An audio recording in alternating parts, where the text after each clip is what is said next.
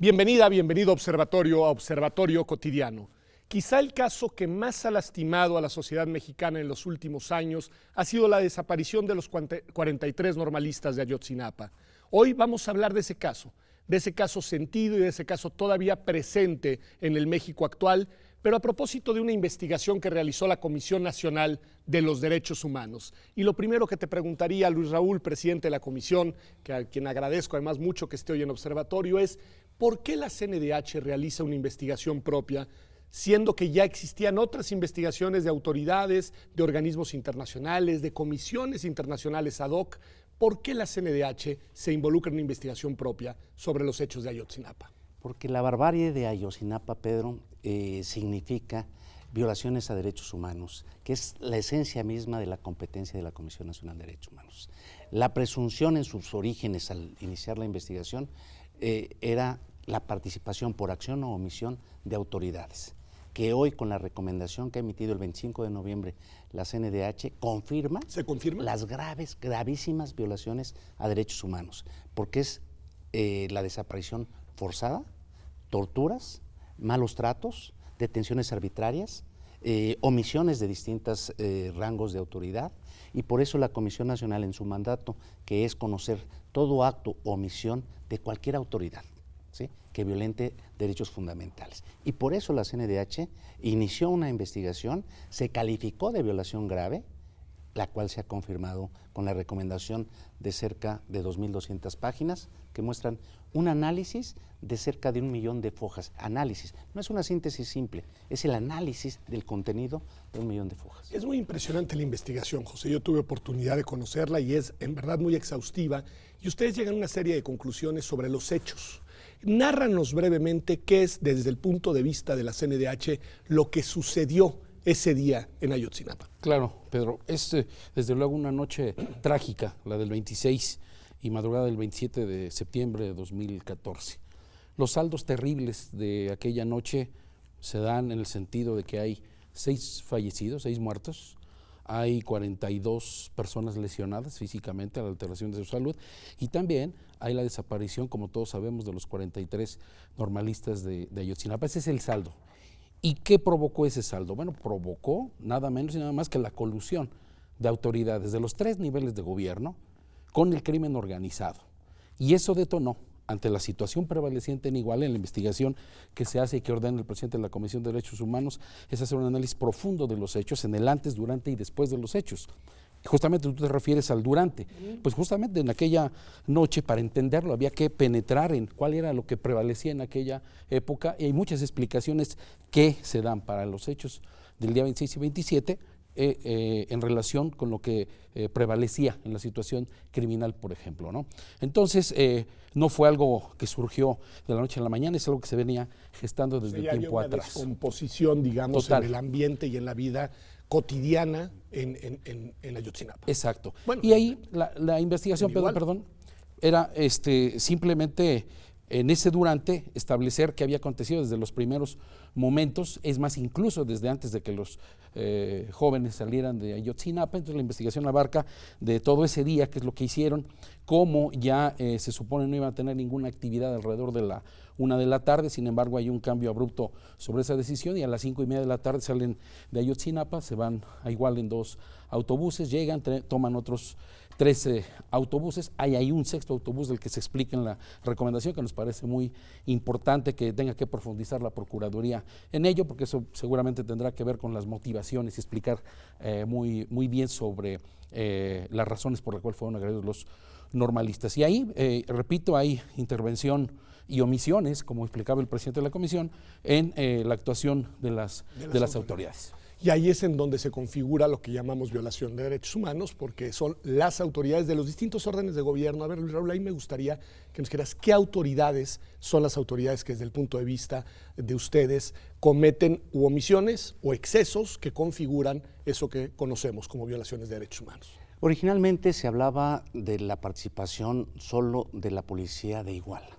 Ahí se pudo acreditar la participación de policía de Cocula y de otros municipios, de policías también de Huizuco, pero adicionalmente la CNDH desde 2016 lo señaló que la participación por lo menos de 2 policías federales, es decir, la Policía Federal, ya una autoridad distinta, ya no la municipal, pero también de la investigación que hizo la oficina que se creó especial para esta investigación, que fue parte de esa metodología que nos propusimos, identificó la participación por acción o por omisión de policías estatales, de policía ministerial en algún aspecto que estamos pidiendo que se investigue. Entonces, son diferentes niveles de participación.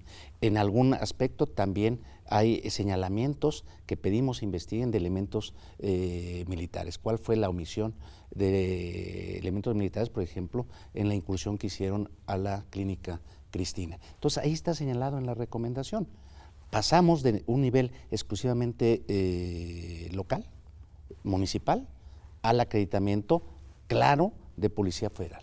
Eso involucra a todos los órdenes de gobierno, digamos, como responsables en mayor o menor medida de lo acontecido. Yo señalo ahí distintas, bueno, señalamos en la recomendación, distintos niveles de participación o de omisión de los 3 niveles de gobierno. Eso es muy impresionante. ¿Qué les pasa a los normalistas, José? Lo que ocurre esa noche y desde la tarde que ellos salen de Ayotzinapa 5:30, decía, aproximadamente 120 normalistas se trasladan en 2 autobuses, llegan a las inmediaciones de Iguala. Ya hay un conocimiento de que los normalistas van hacia Iguala desde que van cruzando por Chilpancingo, que es un paso obligado. La Policía Estatal reporta al C4 de Chilpancingo sobre esta circunstancia, aun cuando no hay esos registros en el estudio que hicimos del C4, y le informa el C4 Chilpancingo al C4 de Iguala de que van los normalistas. Tampoco hay registro en el C4 de la llegada. Sin embargo, ya cuando llegan a Iguala, a las 8 de la noche aproximadamente, ya se establece más un monitoreo casi personal, digamos, por varias instancias del gobierno, sobre todo la Policía Estatal siempre estuvo al pendiente. También hay la presencia de Policía Federal, donde están viendo cuáles son los movimientos. Cuando llegan a las inmediaciones de Iguala, un autobús se va a la caseta de cobro, otro autobús se queda en el rancho del cura, y ahí es donde se percatan, hay evidencias sobre eso, incluso hay videos que tenemos de la caseta de cobro, cómo llega el autobús, se ve que pasan 4 autobuses, en aquel momento se había dicho que iban a secuestrar autobuses, pasan 4 y no pasa absolutamente nada,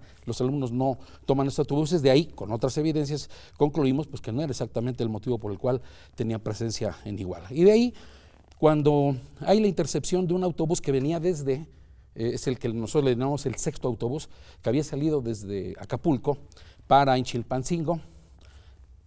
Según las evidencias que nosotros describimos en la recomendación, se sube gente armada, que eso no se sabía y que son aportaciones de la CNH una vez que analizó estos chats famosos de Chicago, y ese autobús sigue su curso, llega a las inmediaciones de Iguala y es el primer autobús que transitoriamente toman los normalistas, piden llevarse el autobús, secuestrarlo, quedarse con él. Sin embargo, hay oposición del chofer y de un pasajero, inexplicable, porque había indicaciones de la propia empresa para que en la eventualidad de una circunstancia parecida dejaran ir el autobús e incluso que ellos se fueran.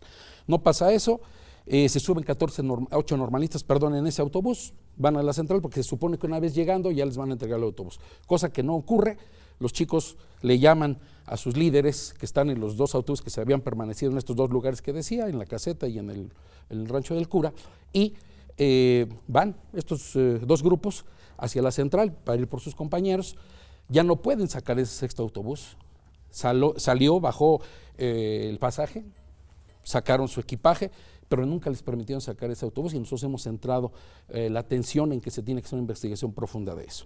Salen los normalistas de ahí, no pueden ya tomar ese autobús, están frustrados por ello y empiezan a apedrear y a destrozar el autobús que ya no se pudieron llevar ante esta frustración y se llevan otros autobuses. Es ahí donde 2 autobuses que habían llegado, ese primer autobús, 3 primeros involucrados, y toman 3 autobuses de dentro de la central. Uno de los autobuses sale por la parte de atrás, el que denominaron 5º autobús, que no tiene mayor trascendencia según las investigaciones que se pudieron hacer, pero sí en los autobuses que están enfrente. El autobús 1531, uno de los 2 que había llegado de Ayotzinapa originalmente, se adelanta a los demás autobuses y se va con rumbo hacia Chilpancingo y es interceptado en el puente del Chipote. Y después acá, saliendo por el frente, se hace una caravana de 3 autobuses, 2 autobuses que habían sido secuestrados en ese momento en la central y el tercer autobús de esa caravana, que era uno de los 2 en los que originalmente habían llegado. En ambos hechos hay ataque contra los normalistas. En este que explicaba yo del 1531 que va hacia Chilpancingo, interceptó en el puente del Chipote, es agredido por policía municipal de Iguala. Esta otra caravana son perseguidos por policía municipal de Iguala e interceptados en Juan N. Álvarez y Periférico, pero también hay participación ahí de policía de Huitzuco, que también descubrió la CNH en sus investigaciones, y también hay la participación de policía estatal. Se dan una serie de hechos, hay disparos, todo eso viene siendo registrado en la reconstrucción que logramos hacer a través del análisis de todas las llamadas que se dan al C4 ese día. Y entonces, bueno, lo que ocurre es que, curiosamente, de 2 autobuses de los que originalmente habían llegado los normalistas, es justamente de los 2 autobuses donde secuestran y privan de la libertad y se llevan y desaparecen a los 43. De 20 de dos puntos distintos. De 2 puntos distintos, de 23 a 28 en el 1568 de esta caravana que explicaba, y de 15 a 20 del otro autobús que fue interceptado en el puente del Chipote, y a partir de eso es que se da esa desaparición. Hay la agresión de normalistas, ya hablaba yo del fallecimiento de 2 normalistas y aparte de otras 4 personas, 3 normalistas, perdón, y otras 3 personas, y también la lesión de todas estas personas que señalaba. Es muy impresionante, Luis Raúl. Se habla mucho, cuando no se habla de las autoridades, de el crimen organizado como uno de los actores, digamos, pues materiales y también intelectuales de esto. ¿Qué decir de eso? La colusión autoridades-crimen, o sea, ¿qué papel juega ese elemento en los hechos de Ayotzinapa? Yo creo que es un factor central, que además, lo que hemos dicho, lo he repetido muchas veces, Ayotzinapa mostró la aparente realidad que vivíamos.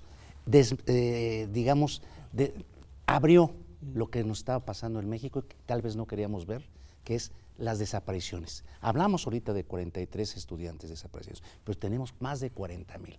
Y eso mostró Ayotzinapa, ¿sí? Esa realidad. Y el eje es el crimen organizado.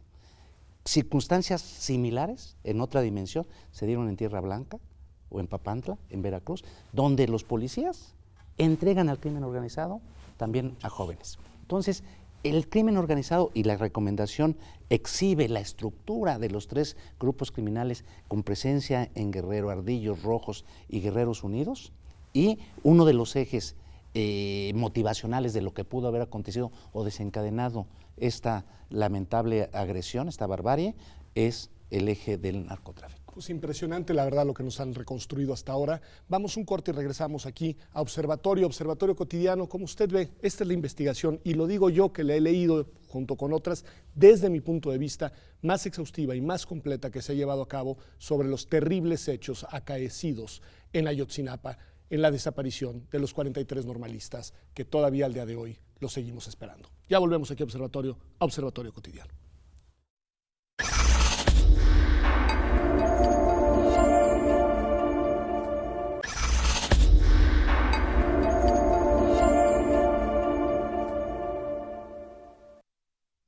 Ya estamos de vuelta aquí en Observatorio Cotidiano, y estamos hablando de la investigación que llevó a cabo la Comisión Nacional de los Derechos Humanos sobre los acontecimientos terribles acaecidos en Ayotzinapa. José, nos decías qué es lo que sucede desde el punto de vista, digamos, de los hechos en la noche en la que estos acontecimientos tienen lugar, y nos dices que los normalistas desaparecidos parten de 2 camiones distintos en 2 puntos distintos en los cuales distintas autoridades están involucradas. Pero después hay toda una gran discusión en torno a el desenlace y sobre todo hacia el famoso incendio o no, en el que supuestamente o no se incineran cuerpos aquella misma noche. ¿Qué descubre la CNDH sobre ese aspecto en particular? Desde luego, todos estos aspectos de los que ha señalado y otros más están considerados en la recomendación.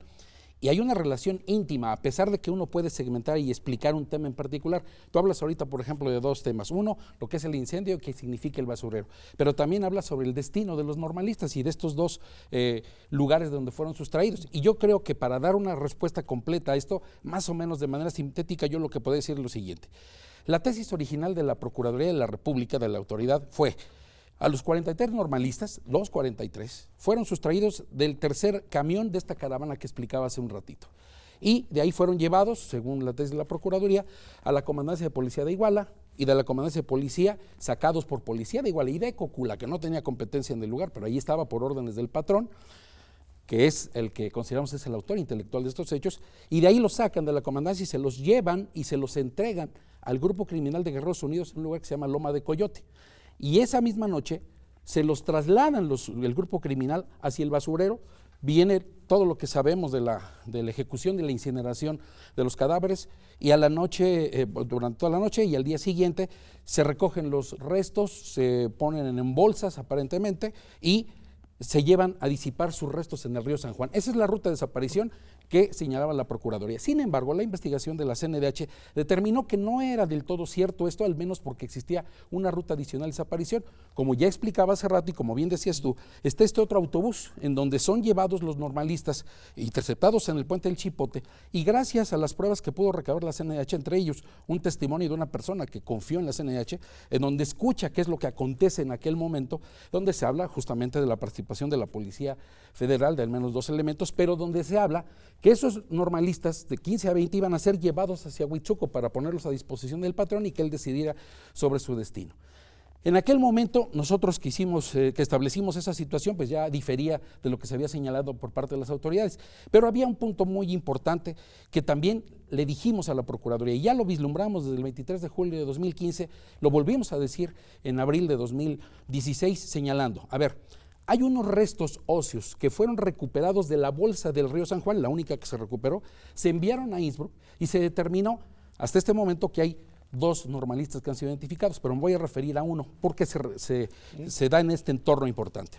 Este normalista, que es Alexander Mora Venancio, si sus restos estaban en la bolsa del río San Juan, supondría en regreso que corresponde a que iban en el autobús 568, que después lo llevaron a la comandancia y luego a Loma de Coyotes y luego al basurero. Bueno, sin embargo, las investigaciones, tanto georreferenciales por el uso de los teléfonos, en particular de él, lo ubican en momentos críticos en otro lugar, que es justamente el puente del Chipote, donde se supone que a los normalistas los iban a llevar rumbo a Huitzuco. Pedíamos una explicación y la seguimos pidiendo, lógica, de por qué razón este normalista, si iba en este autobús, tuvo este destino hacia el propio basurero y en el río. Entonces eso supondría, con otros elementos que se han investigado, que el destino final pudo haber sido el mismo de ellos, porque hubo un cambio de orden a las 11 de la noche, ya con órdenes letales de agresión contra los normalistas, y ese era un punto muy importante que también aportó la CNDH a la investigación, y de ahí es donde surge, y con esto cerraría el comentario, de ahí es donde surge la importancia de lo que ha venido señalando la CNDH.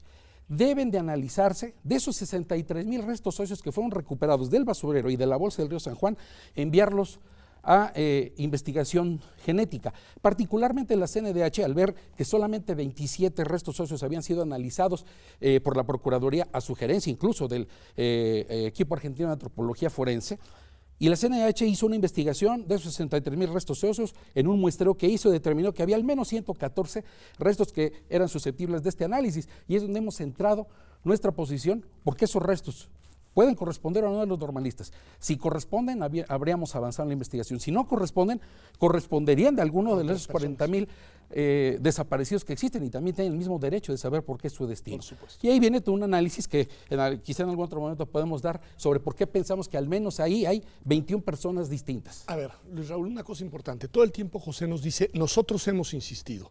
Es lo que nosotros solicitamos, es lo que debería hacerse. Y eso nos recuerda, a mí y al auditorio, que la CNDH pues, no es la Fiscalía General de la República, y que la CNDH lo que hace es una investigación a partir de la cual emite recomendaciones a las autoridades. Bueno, ¿quiénes son los destinatarios de esas recomendaciones y qué es lo que deberían estar haciendo desde el punto de vista de la Comisión? Efectivamente, la CNDH lo que investiga son violaciones a derechos humanos. Le toca a la Fiscalía General la identificación de los delitos y las responsabilidades, y sostener sus acusaciones ante los tribunales. Esa es la diferencia. ¿Qué hace la recomendación? Le recomienda 128 puntos recomendatorios específicos, 128 a distintas autoridades, y 220 propuestas de investigación, mayormente a la Fiscalía General, pero también al Gobierno del Estado, a la Fiscalía del Estado, a la Comisión Ejecutiva de Atención a Víctimas. ¿Para qué?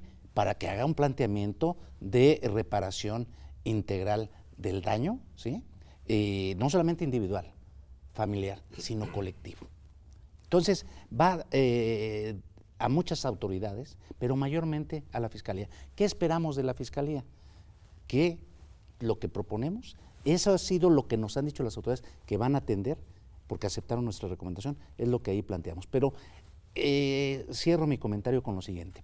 Es medular que cumplan el análisis de esos 63,000 restos encontrados ahí, levantados entre los peritos argentinos y los de la Fiscalía, más de 63,000 restos. Entre ellos estos 114 que la comisión les dice, mándenlos periciar. Pero dentro de estos 114, petrosas, que son estos huesos rígidos, que hay 41, ¿sí? Y son petrosas por lo pétreo, y son susceptibles de tener esa identificación. Hay 41 huesos Sí, de esos petrosas. petrosas. Okay. Esto significa lo que decía Pepe Larrieta, por lo menos 21 individuos. Períciense. Si son pares, no son se han 21. periciado, no se ha hecho No la se han investigación periciado. sobre ellos. Si no son pares, la frecuencia te aumenta a más individuos. Y por eso decimos, si corresponden a los estudiantes, avanzamos. Pero si no, hay 40,000 desaparecidos. O sea, se tiene derecho los familiares de quien sean las identidades de esos restos. Para mí, este es el núcleo de la recomendación, porque más allá de las rutas de desaparición, más allá de las motivaciones, ahí hay restos. ¿A quién corresponden? Y se deben mandar periciar. Me parece importantísimo. José, nos has dicho en varias ocasiones cosas que aportó la CNDH frente a otras investigaciones que se habían llevado a cabo. ¿Cuál es, desde tu punto de vista, ya veo cuál es la recomendación principal, pero desde tu punto de vista, cuál es la aportación desde la perspectiva de la investigación más relevante que hace la Comisión Nacional de Derechos Humanos a el desvelamiento de los hechos de lo que sucede en Ayotzinapa? Son varias, Pedro. A lo mejor es complicado decir alguna, pero si hay que decir alguna, me uno a la que señala el presidente de la comisión, es que se haga la peritación de esos 114 restos óseos, eso es fundamental. Okay. Independientemente de eso, hay aportaciones de la CNDH sobre la autoría intelectual, lo que denominamos en la recomendación como la transmisión de órdenes que se dan en aquella noche. Es fundamental, nadie había hablado de quién es el autor intelectual, y ahí está señalado cuál es el perfil que tiene esa persona que ordenó que las cosas ocurrieran. No, lo hemos identificado en la investigación con el apodo del patrón. Okay. E insisto, hay un perfil que se da que no puede ser cualquier persona, como en algún momento intentó hacer la Procuraduría de a un individuo de bajo nivel y perfil dentro de la organización criminal de Guerreros Unidos, lo querían encasillar en un personaje así, y desde luego no correspondía con todo lo que había ocurrido aquella noche. Nosotros lo explicamos, y entonces nosotros pensamos que es un hombre con un poder alto, debido a que pudo haber manejado a instancias policiales de los 3 niveles de gobierno, por ejemplo, pudo haber manejado a toda la organización criminal, a las policías municipales, a las que tenían a su servicio, y desde luego a controlar todo lo que ocurrió aquella noche. Entonces es una aportación importante, pero hay otras, hay una sistematización de la información. Como se ha dicho, como lo ha dicho el presidente de la comisión, esta investigación, lo dijiste al principio, es una investigación que para nosotros nos parece lo más cercano a la verdad. Hay una reconstrucción de todo lo que ocurrió en aquella trágica noche, yo te podría decir de horas, minutos y hasta segundos, porque reconstruimos a partir de la información que hay del C4, donde se registran las llamadas y lo que se determina en esos momentos, como también a través de la utilización de los teléfonos celulares. Hay un capítulo específico en la recomendación que habla de la georreferenciación, y eso nos permite saber en dónde muy posiblemente estaban los estudiantes, dónde estaban las autoridades y dónde estaban los sicarios. Entonces eso permite ubicar de alguna manera en lugares específicos a esos 3 sectores. Me parece muy importante, Luis Raúl, y sin embargo, a pesar de la exhaustividad, de la precisión, de la seriedad, lo digo yo, en verdad, de la puntualidad de la investigación, una vez que se hace pública, hay una suerte de insatisfacción de varios actores, empezando por los familiares de los normalistas desaparecidos, en fin, como que no hay el eco, me parece, receptivo y positivo de aceptación de la recomendación. ¿Por qué, Luis Raúl? Déjame decirte, yo creo que primero decir que respeto la opinión de los padres de familia. Pepe Larrieta, previo a la emisión de la recomendación, no con el tiempo que nos hubiera gustado, pero presentó parte de los resultados de lo que estamos dando a conocer ahora. Hubo reconocimiento a varios aspectos que hace la recomendación, como la descripción de la bitácora de lo que aconteció en el C4, este monitoreo de lo que sucede desde que salen los camiones de la escuela hasta lo que sucede en Iguala. Ahí estaba la representación de todas las autoridades y decimos cómo estaban conociendo paso a paso lo que estaba aconteciendo. todas las autoridades en el C4, ¿sí? Pero hay puntos donde los padres reaccionaron, entiendo, dentro del dolor, cuando abordamos temas sensibles como la descripción de lo que acontecía en la escuela, la estructura del comité estudiantil y, no porque nosotros lo digamos, algunos señalamientos de testimoniales que hablan de uno o dos estudiantes que podrían haber tenido alguna circunstancia en señalamientos hacia el manejo de sustancias, ¿sí? Entonces, esto, desde luego, pues toca fibras sensibles y fue parte de lo que en este aspecto no gustó, ¿sí? Y segundo, un planteamiento de que no volviéramos al análisis del basurero.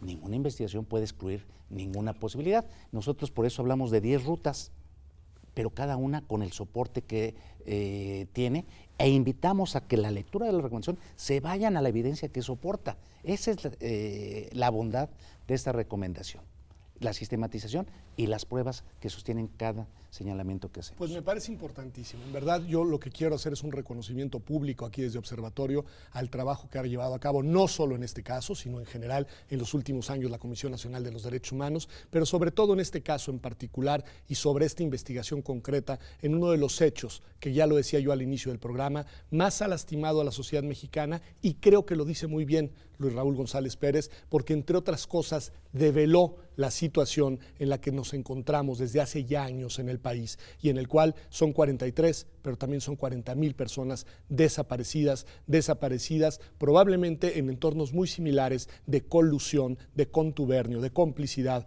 entre autoridades de los distintos órdenes de gobierno y el crimen organizado. Así que muchas gracias en verdad a los dos, y lo que yo le recomiendo a usted en verdad es que se tome el tiempo, y que hay que tomarse el tiempo porque son muchas fojas, pero entre a leer esa investigación, conózcala de primera persona y dése cuenta de que lo que ahí se dice en realidad es la reconstrucción de unos hechos ominosos, pero que nos incumben, nos interesan y nos deben involucrar a todas y a todos. Esto ha sido Observatorio Cotidiano. Nos vemos aquí, como todas las semanas, el próximo martes en TV UNAM.